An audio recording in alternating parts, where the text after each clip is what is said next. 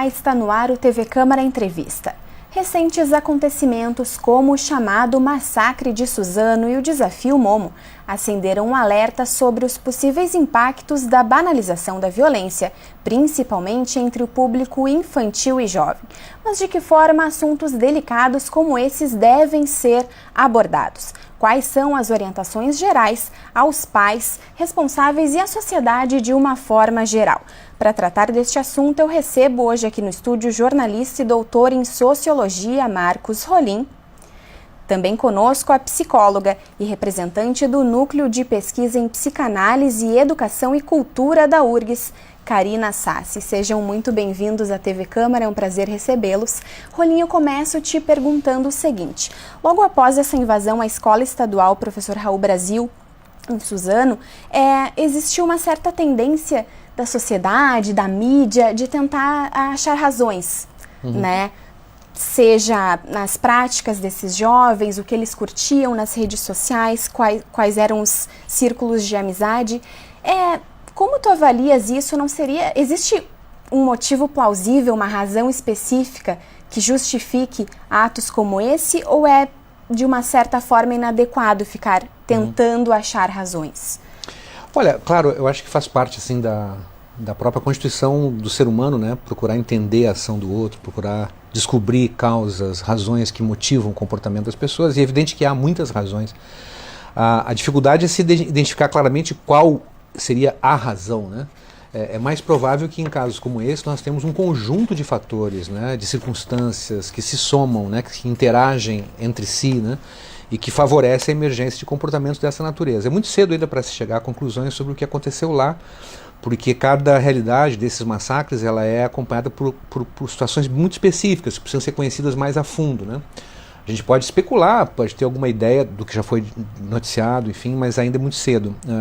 A gente sabe, por exemplo, que existem situações que envolvem no mundo inteiro jovens, adolescentes ou jovens adultos, que não se iniciaram sexualmente, que são virgens, né, meninos, jovens adultos ou adolescentes, e que acabam, por conta dessa insatisfação sexual, dessa frustração sexual, responsabilizando os outros sobre isso, né? As meninas, por exemplo, né?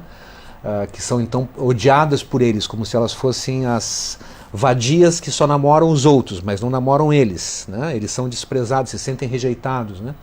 Isso acaba constituindo grupos, nesse caso parece que há um traço muito marcante disso, né, na Deep Web, esses grupos que não são facilmente acessados, né, mas que adolescentes conseguem acessar esses fóruns e com identidades falsas, enfim, não rastreáveis, começam a conversar entre si e trocar essas impressões de frustração, né? E planejar também atos dessa natureza, né, violentos. Isso talvez estivesse presente. O bullying, nós sabemos, é um tema que muitas vezes motiva fantasias de vingança, né? Pessoas que foram humilhadas ou que são humilhadas de fato nas suas escolas sonham com a possibilidade de uma revanche, né? Isso pode alimentar também atos dessa natureza e uma série de outras situações, né? Inclusive, por exemplo, a disponibilidade de armas. É uma coisa que em geral pouco se discute, mas é evidente que qualquer ideação violenta ela pode ser mais ou menos letal, né? E ela será muito mais letal se houver armas de fogo à disposição. Quanto maior a disponibilidade de armas, quanto maior a facilidade de acesso a armas de fogo, maior a chance de que isso se transforme em letalidade. No caso do Brasil, nós temos facilidade ainda hoje de acesso a armas de fogo, né? Legal e ilegalmente, ainda há facilidades, mas temos uma novidade, que é um discurso público que emergiu na última campanha favorável às armas, né? Quando um presidente da República, na época ainda candidato a presidente, afirma que os seus filhos, ele tem 4 filhos homens, né? Depois parece que houve uma fraquejada, segundo a sua frase, que ele teve uma mulher, né? Não sei se a filha mulher está nessa conta, mas ele disse que os seus filhos, os 4 homens, começaram a atirar com armas de fogo aos 5 anos de idade. Quer dizer, quando uma autoridade, a principal autoridade da República, declara isso, né? Quando ele declara na manhã do massacre de Suzano, antes de acontecer o massacre de Suzano, que ele dormia com uma arma de fogo no Palácio do Planalto, do lado da cama, isso é um enorme estímulo a essa cultura das armas. É claro que eu não estou responsabilizando o presidente, ele não tem nada a ver com a história em si, mas tem tudo a ver também, porque é um tema de cultura, né? Rolim, logo mais a gente vai falar mais profundamente justamente sobre essas figuras políticas que porventura acabam, inclusive, influenciando de certo modo a sociedade, mas eu quero dar oportunidade para a Karina poder falar um pouquinho para a gente sobre o ponto de vista psicológico dessa coisa toda. Quem estuda esses fenômenos, como Columbine, Realengo no Rio de Janeiro há uns anos atrás e agora esse massacre de Suzano, observa uma tendência a um fenômeno de imitação, né? Pessoas já com uma tendência a esse tipo de ato quererem fazer mais vítimas do que o massacre anterior ou mesmo encontrar na mídia uma exposição que elas buscavam. Como que isso ocorre dentro do nosso psicológico, esse fenômeno de buscar, a partir da violência, encontrar essa fama, digamos assim, Karina? Me parece algo que está relacionado a uma busca de um lugar, né? Uma das frases do Guilherme, que é um dos meninos que participou do massacre agora em Suzano, era essa, né? Algo próximo a nascemos falhos, mas morreremos como heróis, né? Então, uma busca assim pela legitimação de um lugar que encontra-se um pouco muito situado também na adolescência, né? Era um menino de 17 anos, o outro jovem envolvido com 21. E justamente nesse momento de passagem de um lugar do infantil, né, onde se troca de posição e alguns imperativos sociais começam a se colocar, né? Bom, que lugar tu ocupa no social, que lugar tu participa, né? E isso então acaba vindo à tona e emergindo principalmente na adolescência, mas não só, né? Eu acho que estamos todos nós sujeitos a isso, temos sido interpelados sim, né, contemporaneamente, principalmente a nos posicionar, a dizer de que lugar a gente está falando, de que partido a gente faz parte, né? Quais são as nossos desejos, enfim, deixar tudo isso muito claro, assim, né? Como se as nomeações estereotipadas também estivessem participando ativamente, né, desse lugar que a gente acaba buscando. E na adolescência isso é o que está em jogo, né, de uma forma muito mais intensa, eu diria, do que na fase adulta, embora é difícil, né, poder localizar aí o que é uma coisa e o que é outra. Falando sobre o indivíduo, isso se manifesta de alguma forma desde a infância? Essa tendência a um comportamento violento, como evitar que isso ocorra? Sim. Pois é, então, eu acho isso interessante, essa pergunta, justamente porque nos leva a esse olhar para o que pode ser da ordem do individual, como perceber isso, que eu acho que é uma pergunta assim, que os pais acabam se fazendo agora também. Bom, como é que eu olho isso para o meu filho? Será que está acontecendo alguma coisa? O que a gente tem que poder cuidar é para que não se caia nessa espécie de paranoia, né? De, enfim, não, então, o que está acessando, né? Começar a invadir também a individualidade da criança ou do adolescente, né? Porque, enfim, acaba daí sendo uma forma, eu acho, um pouco também de invadir um espaço que também precisa estar garantido nessa fase, né? Mas, voltando à tua pergunta, assim, essa questão, bom, onde é que se manifesta, quando que inicia? Tem um ponto importante que a gente tem que poder levar em consideração, que é isso, assim, né? Acho que quando a gente é convocado, enquanto psicólogos, a olhar para um ato como esse que acontece em Suzano, né? Nos vem um pouco essa questão, bom, há um diagnóstico, né? Isso é feito somente por pessoas, então, que têm uma propensão, né? Ou já nascem com isso, como é que é isso? Enfim, eu acho que não sei se por aí a gente tem alguma resposta produtiva nesse sentido, né? Por quê? Porque o diagnóstico acaba fazendo uma certa individualização da patologia e, inclusive, desimplicando as pessoas da sua responsabilidade social e política, né? De prestarem atenção, bom, qual é o laço social que a gente está constituindo, né? O que a gente está produzindo enquanto discurso? Que lugar a gente tem dado para a palavra poder mediar as nossas diferenças, assim, né? Então, sim, acho que tem muito da história individual, né? Da história familiar, mas não só. Há muito da cultura também que a gente tem que estar olhando. Rolim, na linha do que a Karina coloca, eu te pergunto o seguinte: há quem atribua esses atos a uma certa cultura de violência que tem crescido na nossa sociedade e uma certa banalização desses atos, seja com discursos de personalidades políticas, como você já colocou. Tu observas isso e quais são os reflexos, na verdade, assim, de que forma a sociedade deve perceber que ela também é responsável por isso? Sim, há uma cultura da violência muito forte entre nós, né? O Brasil é um dos países mais violentos do mundo, né? E um país onde essa violência se tornou parte da paisagem, como se as coisas sempre fossem assim e não pudesse ser de outra forma.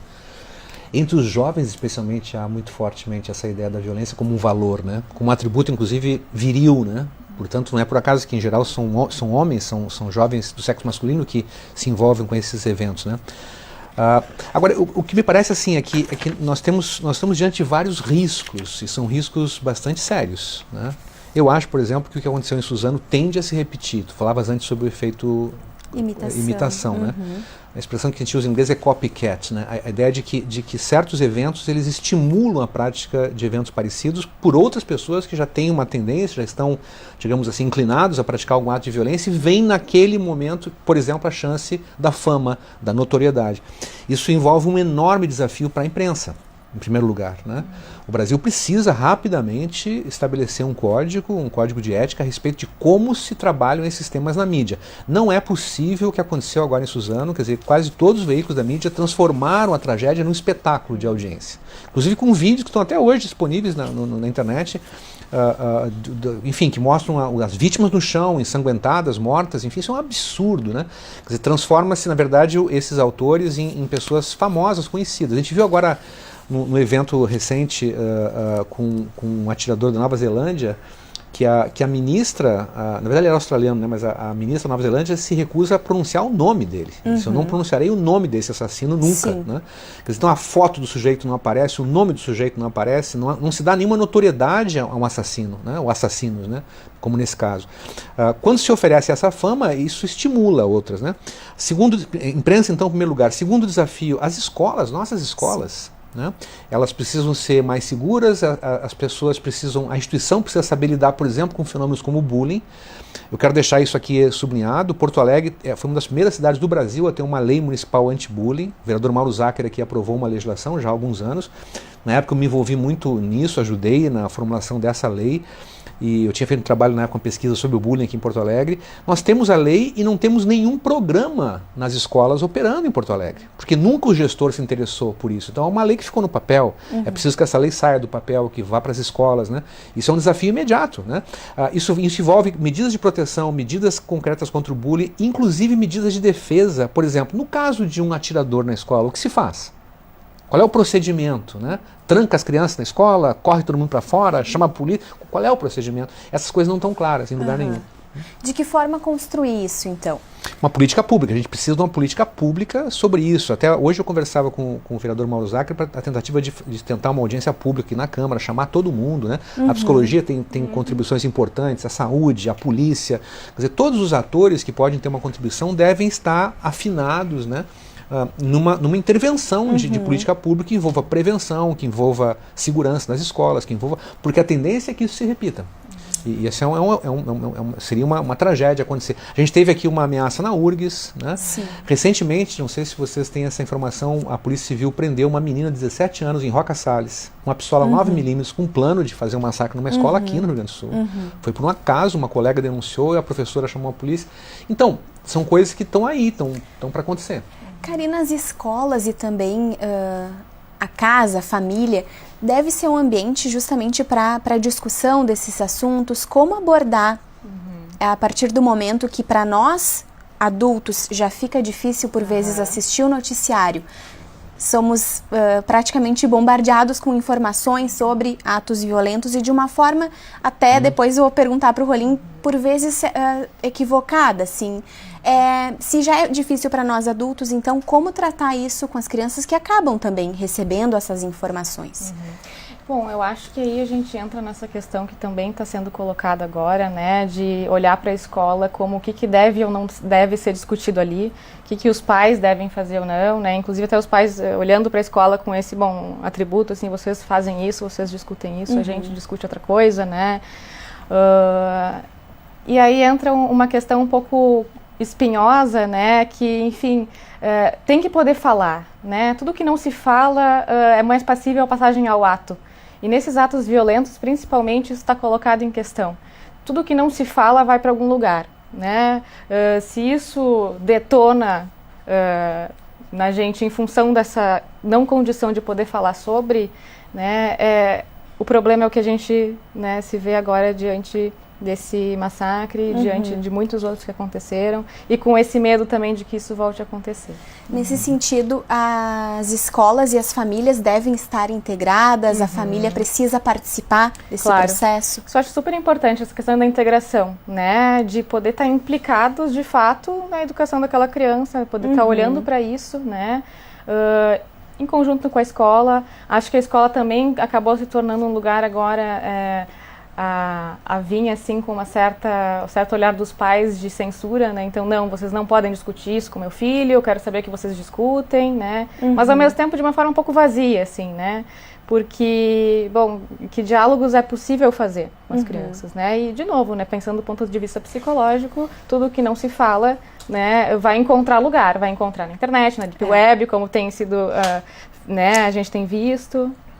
E esse tipo de discurso, Rolim, com relação a não tratar, por exemplo, sobre educação sexual nas escolas, acaba, em geral, por vir das mesmas pessoas que têm uma tendência a defender, por exemplo, o armamento da população, né?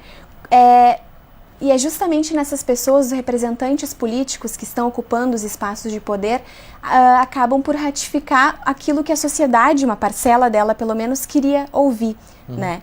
Que é armar a população, fazer justiça com as próprias mãos, por assim dizer. Quais são os impactos disso? E de que forma isso se reflete na sociedade no médio e longo prazo? Sim. Essa me parece ser a novidade política assim, que a gente está vivendo nesse período, né? Nesse período tão sombrio assim, da história brasileira. Mas há um discurso público que foi muito fortalecido recentemente, que ele é, por um lado, ele é puritano, ultra preconceituoso com relação à sexualidade, né, à orientação sexual, então ele é homofóbico, ele é misógino, ele é contra a liberdade das mulheres, né? Ele luta pelo papel tradicional dos gêneros, né? Então a mulher deve ter aquela que é cuidadora, né? Que fica em casa, que cuida dos filhos, o marido é o provedor. Quer dizer, todo esse discurso que caracterizava as sociedades mais tradicionais no Brasil, sei lá, 50 anos atrás, 60 anos atrás, ele emerge como no primeiro plano, né? Um resgate desse papel tradicional entre os gêneros, por exemplo. E ao mesmo tempo o discurso em favor da arma, né? da resposta armada, do cidadão de bem, enfim. A gente juntar arma de fogo com frustração sexual são duas coisas bastante complicadas, né? E esse caso de Suzano acho que reflete muito isso. Agora, ao mesmo tempo é o seguinte, esse jovem, vamos pensar um pouquinho, esse jovem que tem 18 anos, 17 anos, e que está angustiado com a sua própria sexualidade, ele não encontra nenhuma satisfação, nenhuma gratificação, ele se sente rejeitado. Quem escuta esse jovem? Quem pode lhe dar uma acolhida, né? Via de regra, as famílias não podem. Entendeu?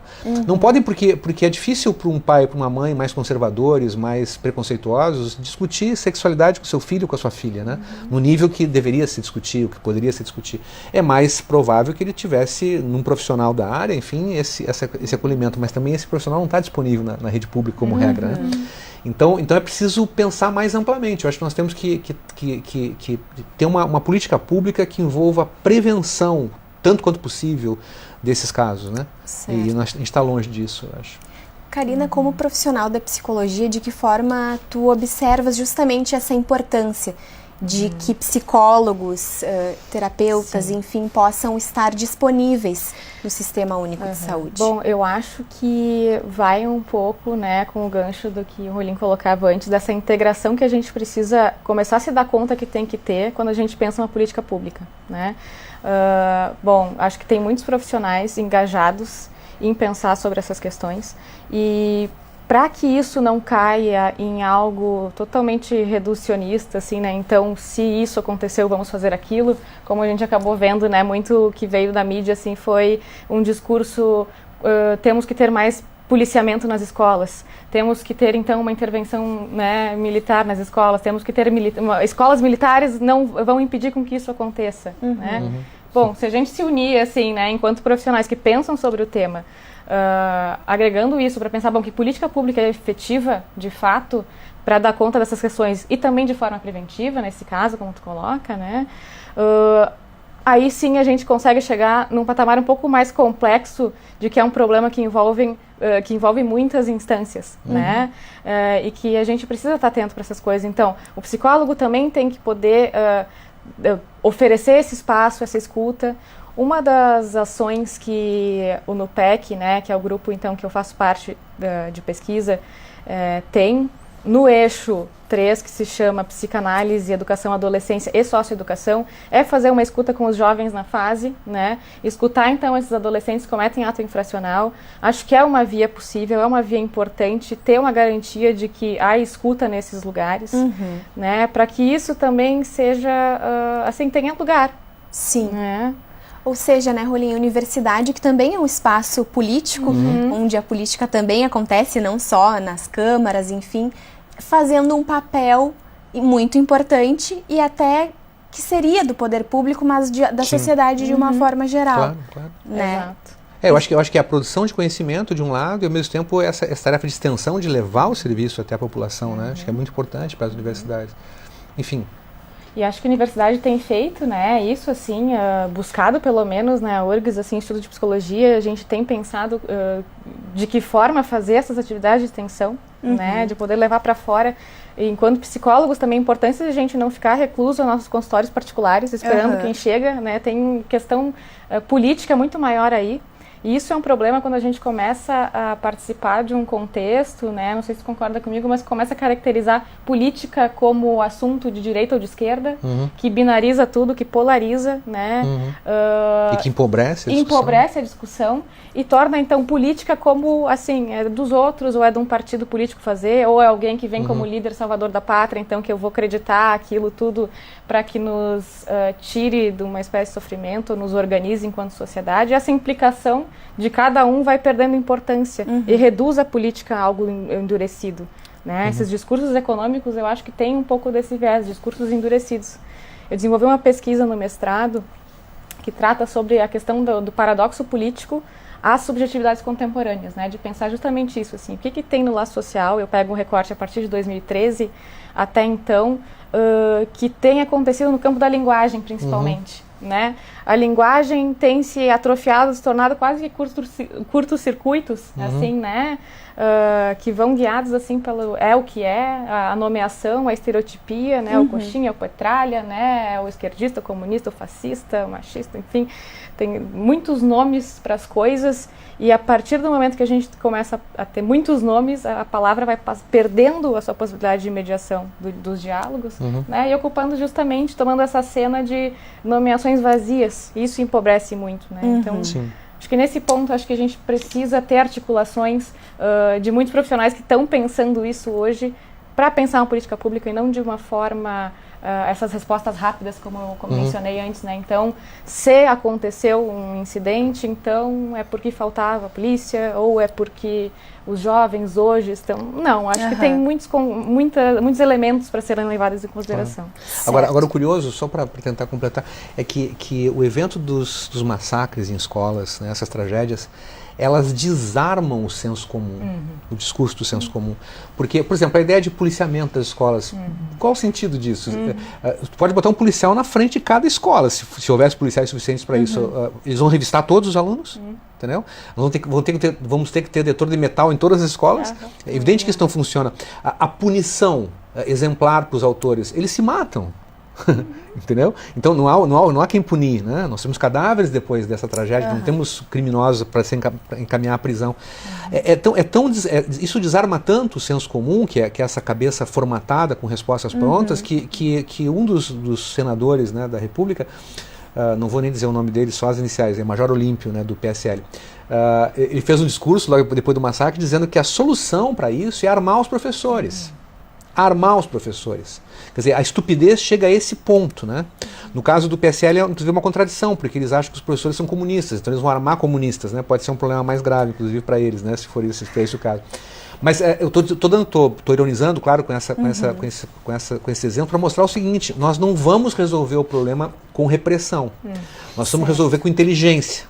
Né? E infelizmente inteligência está faltando muito no Brasil nessas discussões, né? As pessoas elas não estudam, não conhecem, né? E acham... Aliás, surgiu no Brasil, na mídia, um discurso que é o seguinte: aqueles que estudam não sabem, quem sabe é quem não estuda, né? Quem sabe é quem está na ponta, é uma coisa muito pobre, assim. Eu acho que esses eventos eles são tão dramáticos e tão graves que talvez a única contribuição que a gente possa tirar daí é essa certeza de que é preciso pensar política pública com eficiência, né? E não responder com chavões, coisas que não são enfrentadas com chavões. Né? Tá certo, a gente chegou ao final do primeiro bloco do TV Câmara Entrevista. Logo mais, então, os nossos convidados voltam com outras informações e considerações. Fique com a gente.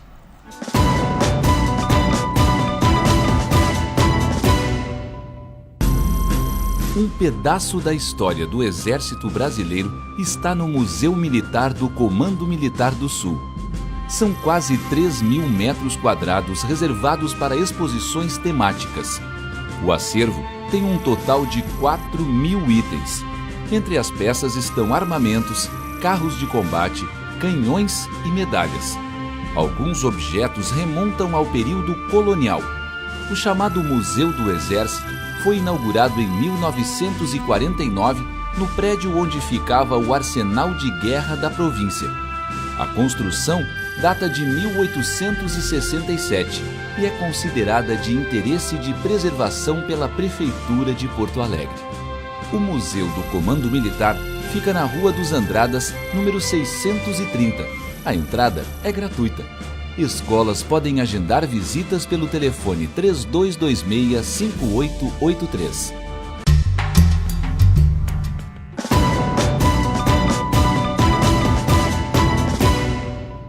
Estamos de volta com o TV Câmara Entrevista, que hoje aborda os possíveis impactos de atos violentos e da super exposição desses acontecimentos pela mídia, principalmente entre o público infantil e jovem. Comigo aqui no estúdio estão o jornalista e doutor em sociologia Marcos Rolim e a representante do Núcleo de Pesquisa em Psicanálise e Educação e Cultura da URGS, Karina Sassi. Nós encerramos o primeiro bloco falando justamente sobre a necessidade de construção de políticas públicas para inibir esse tipo de acontecimento e estimular na sociedade um pensamento crítico sobre isso, né? E eu pergunto para vocês, como vocês observam a forma como a segurança pública, de uma forma geral, é vista no Brasil, em comparação a outros lugares do mundo, talvez mais desenvolvidos nesse aspecto? Posso começar? Só uma observação bem preliminar, assim. Eu tenho sustentado já há muitos anos que o Brasil vive uma pré-história da sua segurança pública. Né? Nós não entramos ainda provavelmente na história da segurança pública. E eu sustento essa afirmação dizendo o seguinte: os países mais desenvolvidos, mais avançados, eles trabalham já há algumas décadas, né? Fundamentalmente com base em evidências. A ideia fundamental é o seguinte: o que funciona, né, no mundo real? Qual é o tipo de programa que produz resultados positivos? E que tipo de programa é inefetivo, não produz resultados? A gente não pode trabalhar em segurança pública com base em ideologias, com base em opiniões. Né? Todo mundo tem opinião, né, sobre segurança pública. Se a gente perguntar na rua, o que você acha que tem que ser feito? Né? As pessoas têm opinião sobre armas, sobre polícia, sobre prisão. Todo mundo tem opinião. Né? Mas quem estuda de fato esses temas sabe que essas coisas não são fáceis, elas são muito complexas. E a gente precisa testar, precisa ter evidência científica, precisa ter planejamento com base nessas evidências. Em geral não se tem isso, né? Então a gente acaba apostando em políticas que são não só erradas, mas que são contraproducentes. Elas pioram a situação da segurança ao invés de ajudar. Por exemplo, encarceramento em massa. Quando eu encarcero 700 mil pessoas, como no Brasil, e boto dentro das prisões uma grande maioria de ladrões, né, de galinha, e de pequenos traficantes, jovens envolvidos com o tráfico, mas não prendo homicidas, não prendo estupradores, eu estou organizando o crime através de facções criminais. As facções criminais no Brasil, todas elas se formaram dentro de presídios, ou seja, dentro de instituições do Estado. Então, bom, eu preciso saber o resultado que eu estou produzindo. Eu estou prendendo na rua pessoas que não praticam crimes mais graves e estou mandando para prisões pelotadas onde elas se organizam em facções criminais. Isso é um péssimo resultado. Então eu preciso fazer diferente, né?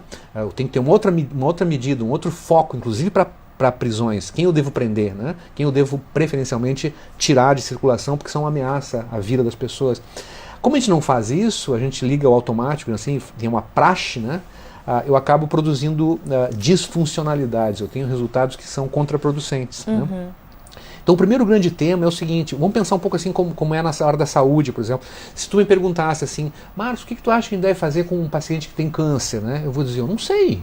entendeu? Quem sabe disso são os oncologistas, são os médicos que estudam, os cientistas que estudam. E, aliás, eles não sabem muito, eles sabem bastante, mas não tudo. Não temos nenhuma cura para essa doença, por exemplo, né? Agora, se a gente perguntar, bom, e a segurança pública? Por que as pessoas acham que elas sabem, entendeu? E podem sair dando receita? Esse é um tema muito complicado, entendeu? E eu acho que a gente não tem isso no Brasil. Pelo contrário, a gente tem um discurso contra o estudo em segurança, né? Então, as pessoas que estudam, passam uma vida estudando, são intelectuais, não entendem, né? Esses dias eu vi um jornalista dizer o seguinte, mas essa pessoa que é uma especialista em segurança já deu um tiro na vida? Não, nunca deu um tiro na vida. Mas por que para entender segurança tem que saber atirar? Né?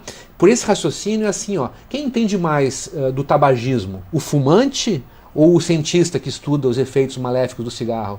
Não, o fumante está com o cigarro o tempo inteiro, é ele que entende de tabaco. Não, ele não entende, ele é uma vítima do tabaco. Né? Então acho que esse é um tema, o primeiro tema, assim, que é um grande desafio. Como a gente pode profissionalizar a segurança a partir de conhecimento daquilo que está acontecendo. Né? Como que acontece isso, Karina? Esses conceitos pré-definidos, até baseados em desconhecimento da população, de que forma isso se manifesta na sociedade, que até inclusive, por vezes, as pessoas propagam notícias falsas, enfim, e causam... A população fica alarmada e gera uma bola de neve, digamos assim, né?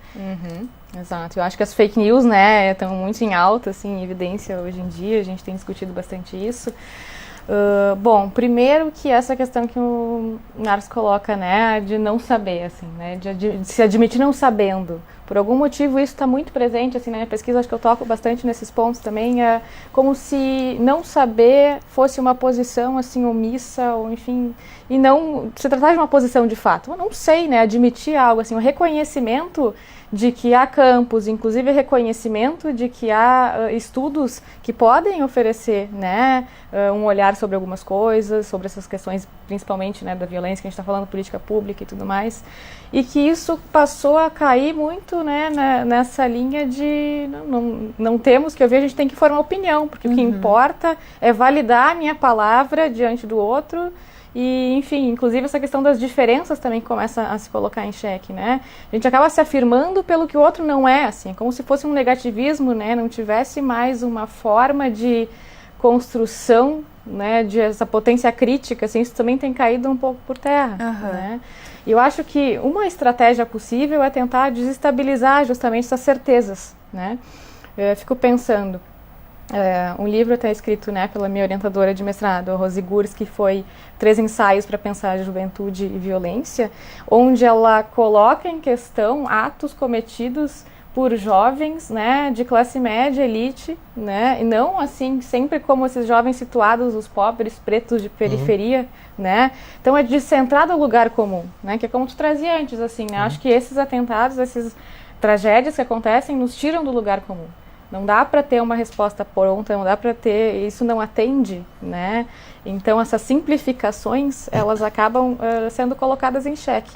E esse espaço, então, de potência crítica para o não saber, ele começa a vir como uma forma de desvio possível, né? Justamente para quebrar isso onde a palavra agora encontra-se tão desinvestida de potência polissêmica, de mediação, né, dos conflitos, que não é possível, né, que isso seja, pelo menos assim, visto, né, colocado em questão. Sim, e o que deveria justamente auxiliar nesse processo é o acesso à informação, né, Rolim? Voltando a falar um pouquinho sobre o papel da mídia nesse processo todo, a gente sabe que tem temas ainda até considerados tabus na imprensa, por exemplo, casos de suicídio. Por outro lado, atos violentos parece que recebem essa superexposição e pesquisadores afirmam que isso seria até uma espécie de recompensa para quem comete esses atos a partir do momento que o desejo deles era justamente estar na mídia. Algumas condutas já foram incorporadas, né, como por exemplo nos casos de invasão de campos de futebol,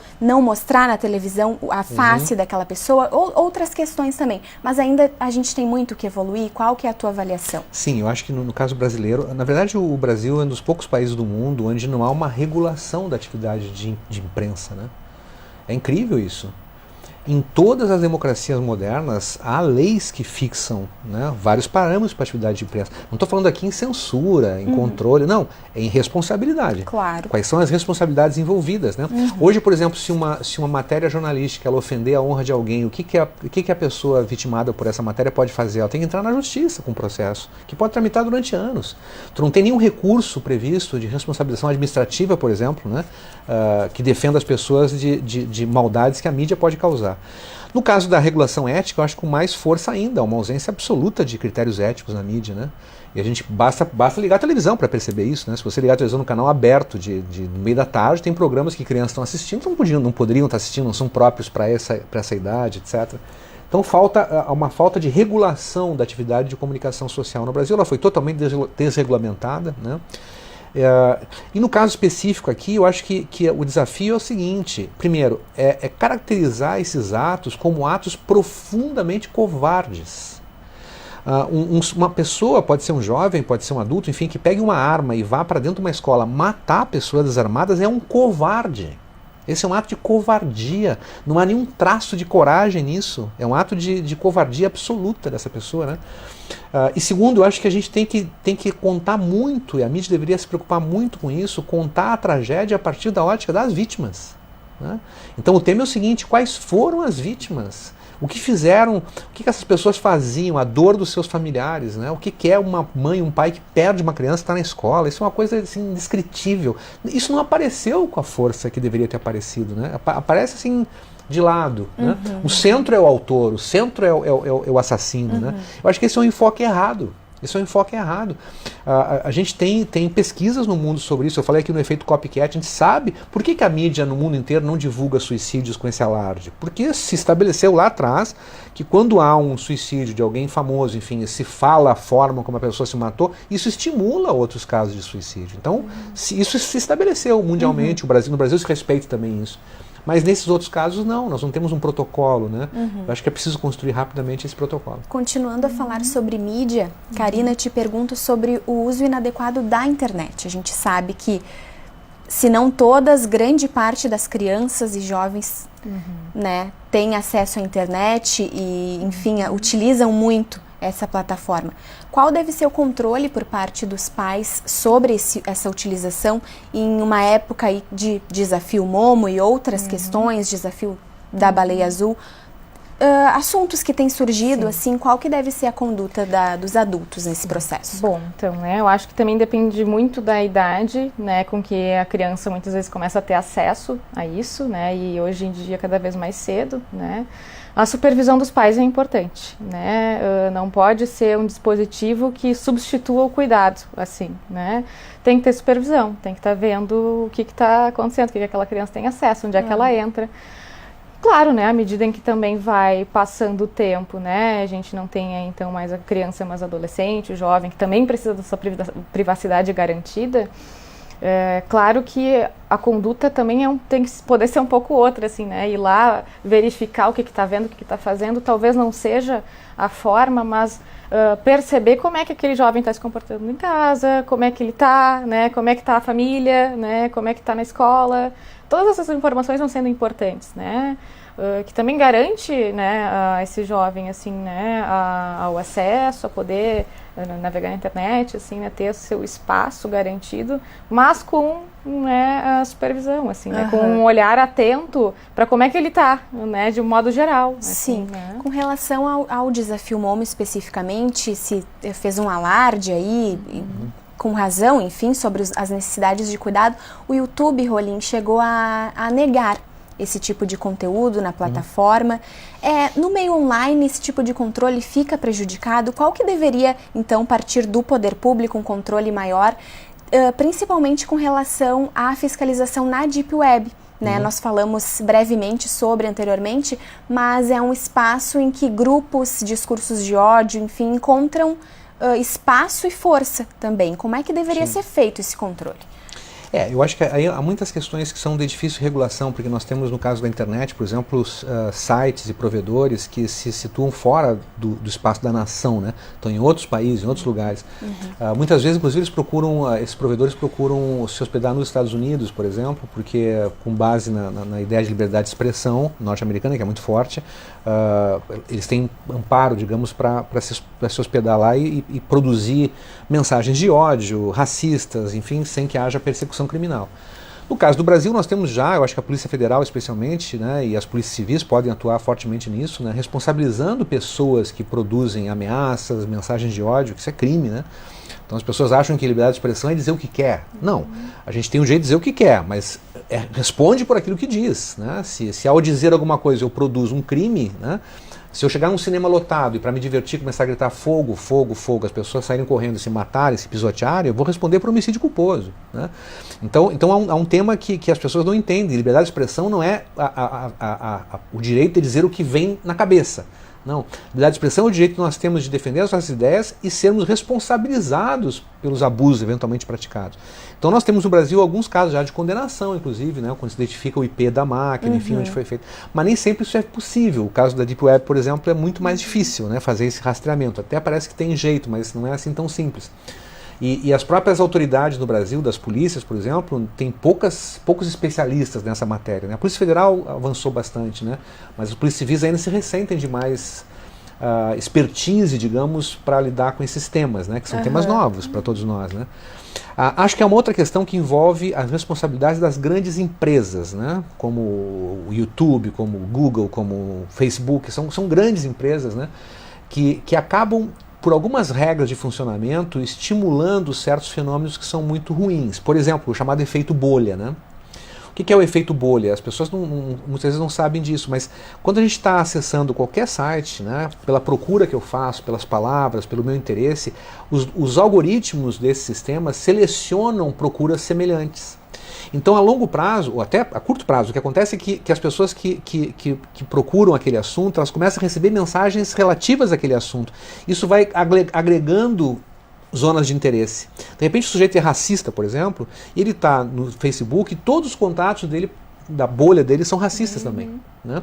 E isso vai radicalizando a sua postura, porque ele não tem um contraste, não tem alguém que diz, cara, parei um pouquinho, isso aí que está dizendo é um absurdo. Ninguém dá esse limite, porque ele não tem mais esse contraste. Então, isso acontece há várias bolhas. Na verdade, o fenômeno da interação digital constrói no mundo inteiro uma infinidade de bolhas. E as pessoas dentro da sua bolha pensam que aquilo é o mundo, mas aquilo não é o mundo, aquilo é a sua bolha. Claro. Quer dizer, são valores muito específicos que estão ali naquele lugar e mais nenhum outro, né? Então isso empobrece muito a nossa formação, né?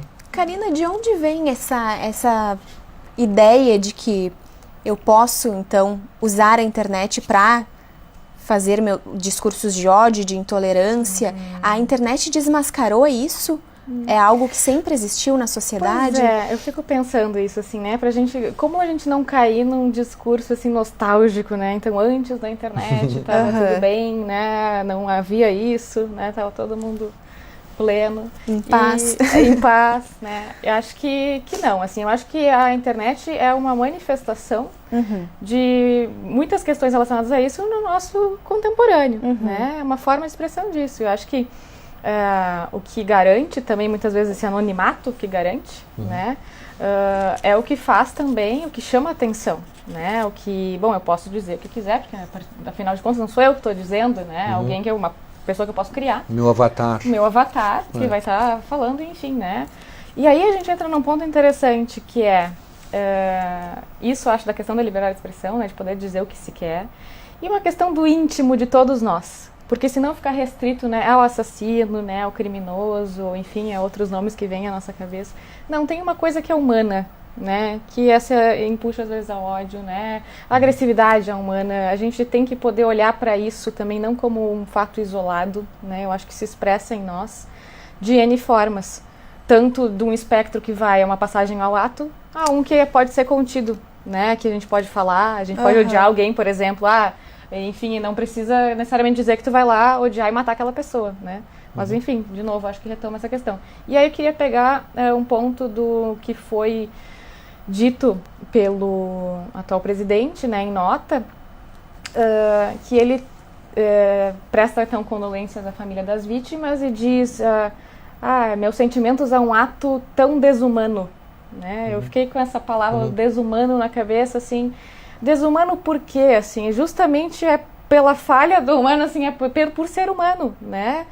E isso está em nós, assim. Essa recusa, essa questão que tu falava, no encarceramento em massa, daquilo que eu considero, então, desumano, e eu coloco lá, porque lá, então, né, tá nos protegendo de alguma forma, eu acho que tem muita relação com essa lógica da internet, essa coisa robótica, né, dessas narrativas, assim, que se aproximam, até na clínica a gente escuta muito, né, que é aquela pessoa que chega, então, conta o dia, e esse dia eu fiz isso, assim, muito aproximado do robô, assim, né, de uma máquina, né, dessa coisa repetitiva desses chavões, enfim, acho que diz disso também, né, a gente tem que poder olhar para isso, não, justamente porque muitas dessas questões são humanas que a gente tem que poder olhar de forma mais complexa para elas, né, e esses reducionismos não dão conta. A sociedade não está mais sabendo lidar com seus próprios sentimentos, esses sentimentos que são naturais, intrínsecos do ser humano, como fazer com que se aprenda, então, que é natural sentir tristeza,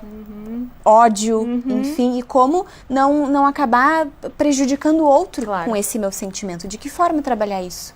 Bom, acho que é uma pergunta interessante, assim, né, desafiadora também, porque eu acho que muitas formas, fico pensando, bom, psicóloga no trabalho clínico, né, acho que na clínica a pessoa se colocar, a se pensar sobre isso, né, a se questionar, a olhar para si, assim, eu acho que é uma forma, não só, né, porque, enfim, como a gente falava antes, nem todo mundo tem acesso, então eu vou buscar um psicólogo para poder falar das minhas questões, né, ou para poder trabalhar isso em mim. E de novo a gente volta para a questão da política pública, né? Enquanto, bom, uma questão de Estado, como é que a gente acolhe que isso é humano, né? Que isso é uma questão do psiquismo e que espaço a gente está dando para isso? Acho que, enfim, tudo que a gente pode ver de produção de cultura, nas artes, de produção de conhecimento, né? Do que é construído na faculdade também, assim, são formas de a gente sublimar essas questões, né? Enfim, buscando conhecimento e acho que são N vias possíveis e que a gente tem que poder estar olhando para isso aberto para pensar o que a gente está oferecendo enquanto cultura para que isso justamente possa escoar para outro lugar que não seja o ato. Né? Para a gente fechar o nosso programa, eu pergunto a vocês as expectativas, assim, se pudesse, Rolim, falar uma fórmula difícil, mas de articular os diferentes poderes ou mesmo profissionais em formação, psicólogos, pedagogos que vão trabalhar principalmente com crianças e adolescentes de forma a evitar que novos acontecimentos como esses ocorram. O que tu me diria, assim? Olha, claro, não há nenhuma fórmula, né? Mas eu acho que existem alguns desafios que são muito contemporâneos, assim, que não chegaram ainda com a força necessária, assim, na discussão pública, né? A primeira questão envolve, eu acho que a questão fundamental envolve a educação, né? A gente falou um pouco aqui sobre escolas, enfim. Historicamente se pensou muito a educação a partir dos desafios cognitivos, né? Essa ideia de como eu transmito um conhecimento, como alguém se apropria desse conhecimento, né? E aprende algo sobre o mundo. Mas a gente sabe agora, mais recentemente, por muitas pesquisas, que há desafios de natureza socioemocional que são muito decisivos para o futuro dessa criança ou desse adolescente.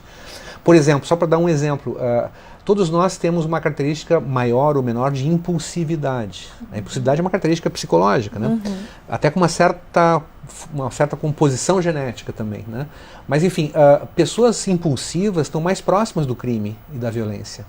Né? Muito mais próximas, porque são pessoas que respondem muito rapidamente sem a reflexão devida, sem a maturação devida. Nós podemos ensinar as crianças a não serem impulsivas, né? Há técnicas que permitem isso, né? Os pais podem criar filhos sem impulsividade ou com menor impulsividade, é preciso ensiná-los a essa maternagem, essa paternagem mais qualificada. E isso protege essas crianças, esses adolescentes mais adiante, de envolvimento em atos violentos. O que nós não temos no Brasil é uma política pública que reconheça essas coisas e seja capaz de implementar nas escolas com eficiência esse tipo de abordagem, né? Então a gente consegue... A escola brasileira, a rigor, ela é a mesma de 80 anos atrás. Entendeu? O mundo mudou 200 vezes nesse período e a escola segue sendo a mesma escola. Os conteúdos, inclusive, são muito parecidos. Nós temos um gap, um abismo que separa, inclusive, os alunos, adolescentes e crianças dos seus professores, inclusive com relação à internet, por exemplo. Como é que um professor que não lida com tanta facilidade, porque é uma questão de geração, né? Nós vemos isso, né? Qualquer criança, qualquer jovem hoje lida com muita rapidez com essas tecnologias de informação que os professores em geral não dominam, né? Então é preciso enfrentar isso se a gente quiser ter alguma chance de sucesso, né? Não reduzir os desafios da educação apenas a cognição, mas perceber que essa criança, esse adolescente que está na escola tem uma enorme quantidade de outras demandas que precisam ser reconhecidas. Karina, a escola de Suzano reabriu e um dos intuitos justamente dos professores entrevistados era que ela servisse justamente desse espaço social também, não só para o ensino, então, português e matemática, mas um ambiente de discussão. Isso é saudável? Na tua opinião, é a melhor fórmula, digamos? Eu acho que sim, acho que uma das formas que a gente pode pensar é isso, é olhar para a educação, olhar para a escola, que, né, como tu dizia, assim, bom, quantos anos a gente, né, tem essa transmissão dessa forma, assim, que importância se dá para a construção de sujeitos políticos, que, assim, numa democracia, né, sendo que, a princípio, estamos vivendo em que abertura a gente tem, qual é a construção, né, que é necessária para que a gente tenha sujeitos políticos. De novo, né, o político não, como eu estava mencionando antes, não está relacionado a partido, está relacionado à forma de viver junto. Como é que a gente vive? Cidadãos, né? Exato, né? Como é que a gente media nossas diferenças? Né? Como é que a gente...